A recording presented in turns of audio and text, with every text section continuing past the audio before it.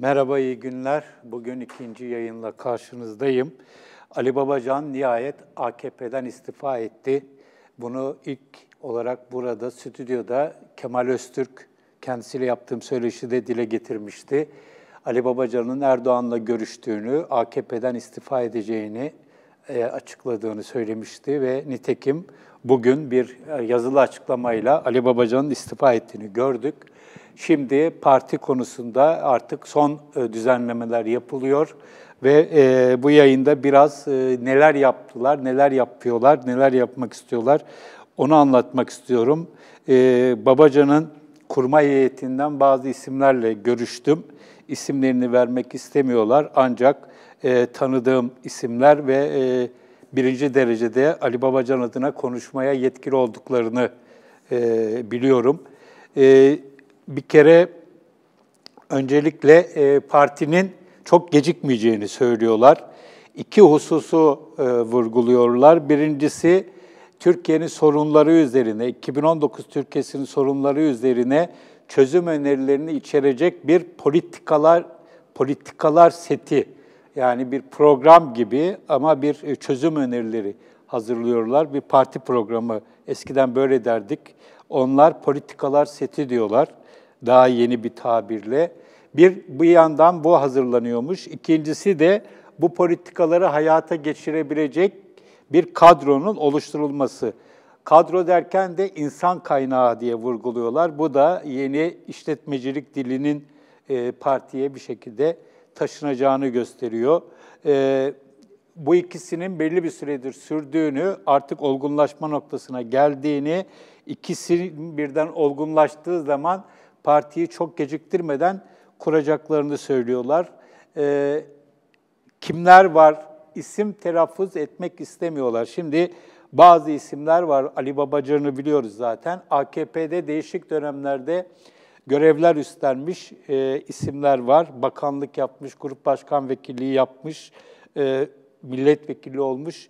Çok sayıda isimin olduğunu biliyoruz. Ama özel olarak bu isimleri çok dile getirmek istemediklerini, çünkü bunun sanki ikinci bir Adalet ve Kalkınma Partisi kuruluyormuş havası yaratabileceğini söylüyorlar.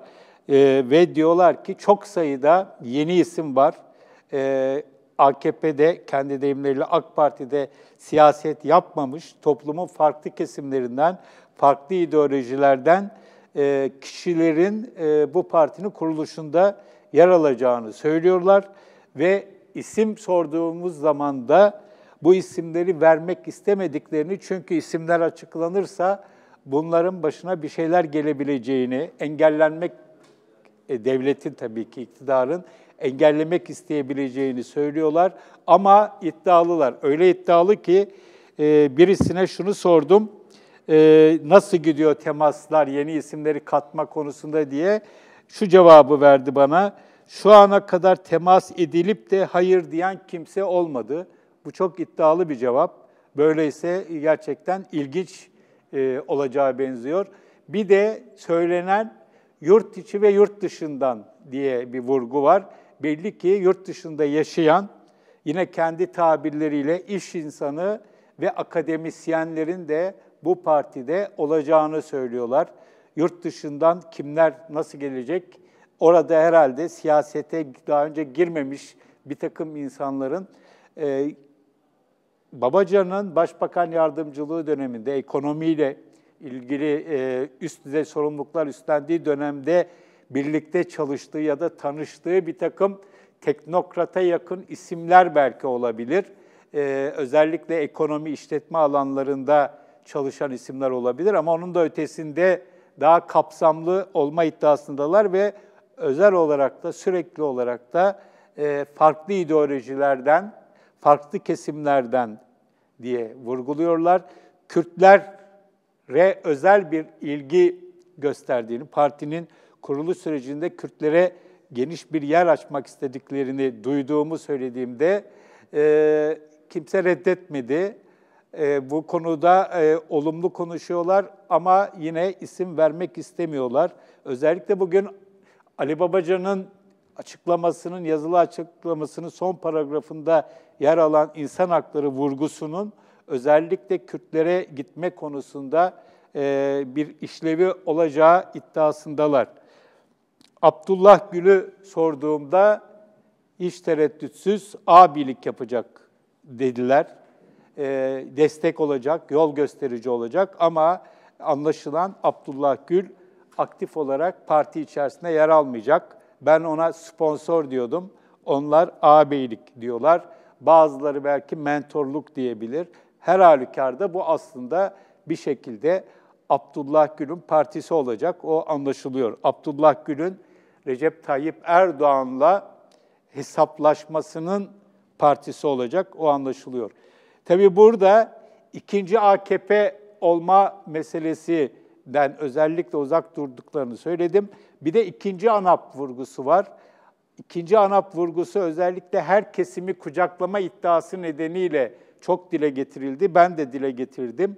Ancak bundan da rahatsızlık duyuyorlar. Çünkü o tarihte, ANAP'ın kuruluş tarihindeki Türkiye ile bugünkü Türkiye'nin çok farklı olduğunu, yine aynı şekilde AK Parti'nin kuruluş dönemindeki Türkiye ile şimdiki Türkiye'nin çok farklı olduğunu, 2019'un koşullarına uygun, sorunlarına cevap verecek bir parti iddiasındalar. O zaman anlaşılıyor ki ANAP ve AK Parti deneyimlerinden de istifade eden yeni bir parti yapmak isteyecekler. Nasıl yapacaklar?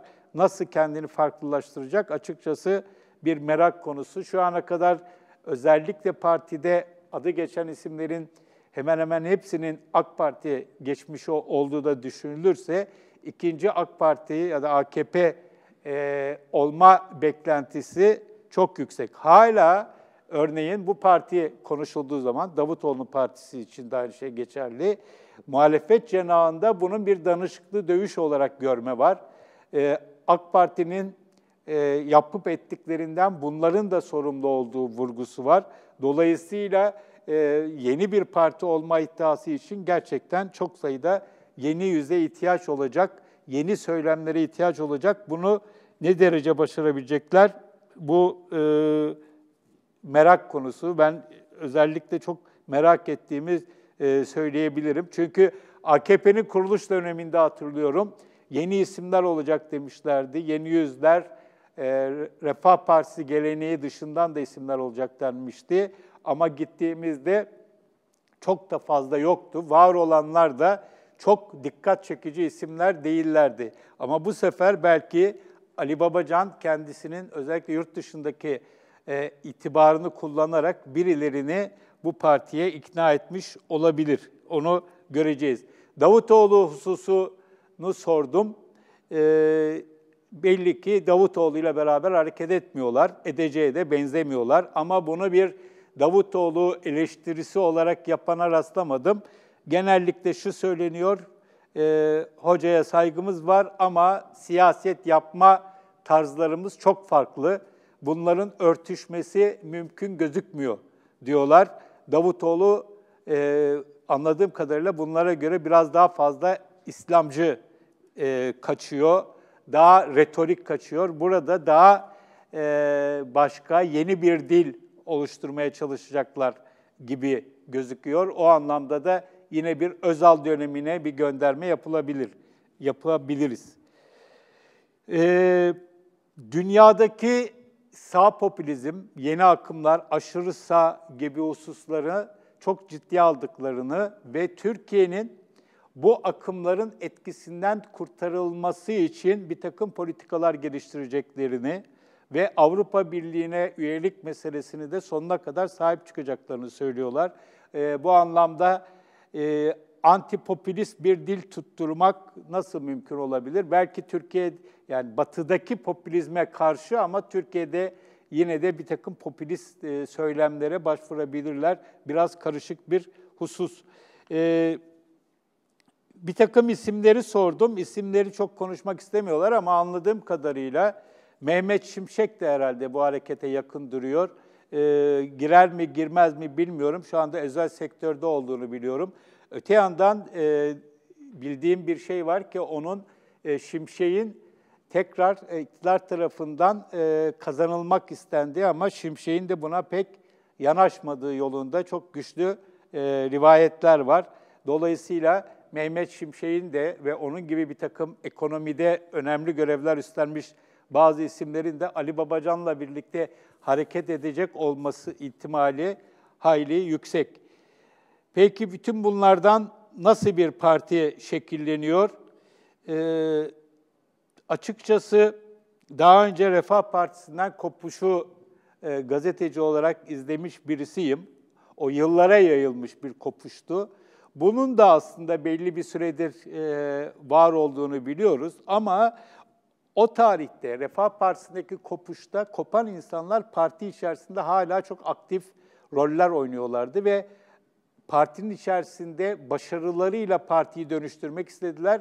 Dönüştürmelerine izin verilmeyince ayrıldılar. Ancak şu andaki söz konusu olan isimler, Ali Babacan, Abdullah Gül ve onlarla beraber hareket ettiğini tahmin ettiğimiz, kimisini biliyoruz, isimler uzun bir süredir Erdoğan tarafından dışlanmış, marjinalleştirilmiş insanlar ve parti içerisinde pek varlıkları yoktu. Dışarıda kalmışlardı. Onun için işleri çok daha zor olacağı benziyor. Ama şöyle bir avantajları olduğu muhakkak. Ali Babacan, özellikle ülkede bir ekonomik kriz varken, Ali Babacan'ın ekonomideki geçmiş performansı nedeniyle bu partinin belli bir şansı olacak. Bir diğer husus, Erdoğan'ın uluslararası alanda, özellikle batıdaki itibarının çok kötü olması, güvenilirliğinin çok kötü olması nedeniyle Batı'nın değişik odakları